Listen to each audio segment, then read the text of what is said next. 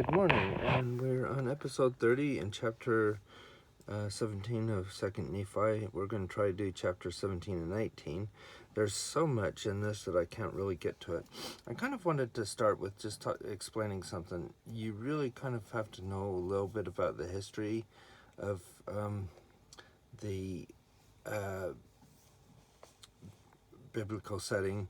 So when it's talking about Ahaz the son of Jotham and Uzziah the king of Judah and all this, it's good to know those things. I'm not going to go and explain them all. It's sort of like for Isaiah, it's like saying, oh, Biden and Sunak get together and talk about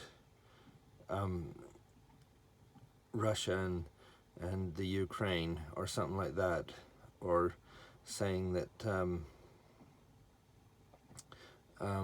Washington and Westminster made a deal to support the United Nations or something like that. Just something we would understand, but it's in 3,000 years, it'd be like almost gobbledygook if you don't understand, so it's good to do that.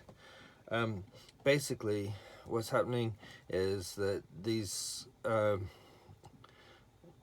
people, Syria and what's left of the northern tribes, are going to come up against Jerusalem, and but they're told that they won't prevail against it by Isaiah. Isaiah says, you know what, you'll be protected this time. And then I'm going to come back to Shir-Jezub. I can't say it always that well. Shir-Jezub. And talk about this. So he calls the two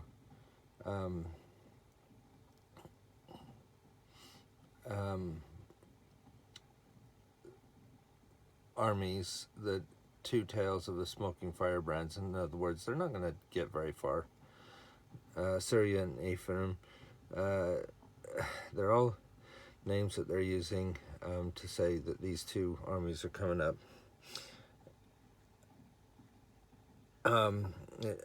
Basically saying that they won't stand. I don't want to spend much time on that, so I'm going to try to get through all this quick.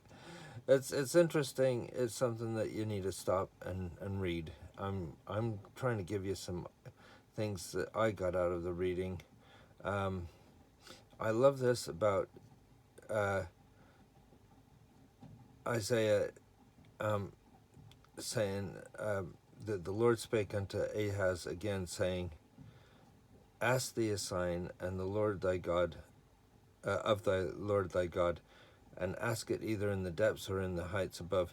We're often saying, well, you know, it's a wicked and adulterous generation that seeketh for a sign.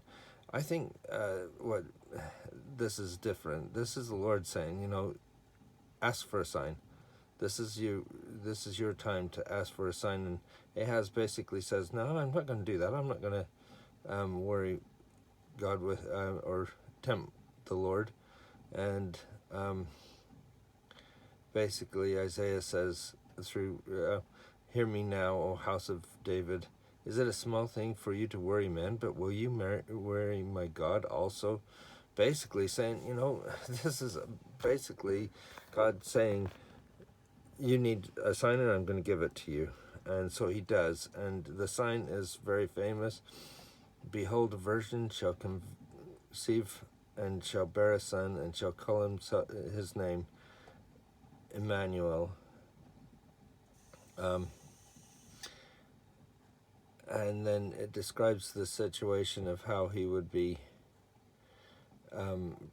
brought in. And again, this is, I wish I could write more. The same day the Lord shall shave with a razor that is hired. It's basically saying that they would be under foreign occupation there. And then we get to 18, like I said, and already I'm out of time, but I'm going to do it anyway. So in 18, they bring Maher-shalal Hashbaz. So we just heard, what was the name? Jershebab, I think it was. And Maher-shalal Hashbaz. So Jershebab means a remnant will return. I think I said that right. If I didn't, then look back in your scriptures, and that's it's there. But Maher-shalal Hashbaz means destruction is imminent.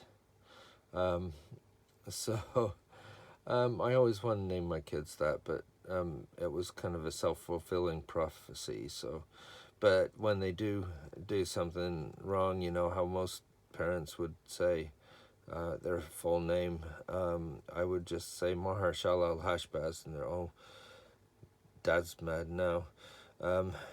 So yes, and then it talks just about the destruction of the people. This is his children, and he does mention down here, and I'm just going to say,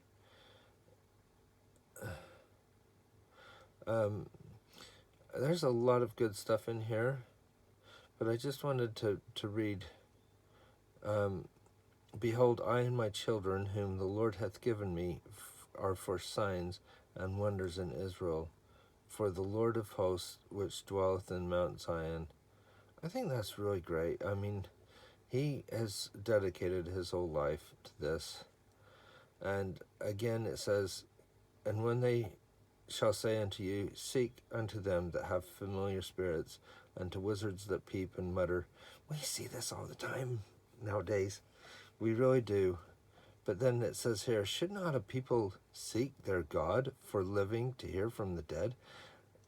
Why go to counterfeits and knockoffs when you can go to the Lord himself, who is the Lord of all? And then to the law and to the testimony, if they speak not according to this word, it is because they have no light in them. I think that is where I really want to end it, is go to God. You will know the difference between someone that's peeping and muttering and all this other stuff. Reason why I don't watch these true life ghost stories and things, whatever they call them, it doesn't give you any light.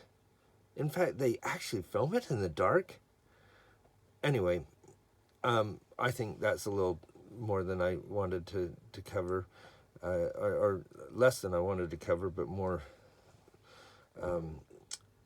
I just want to say, seek your God first and foremost in everything you do. And I hope you have a good day.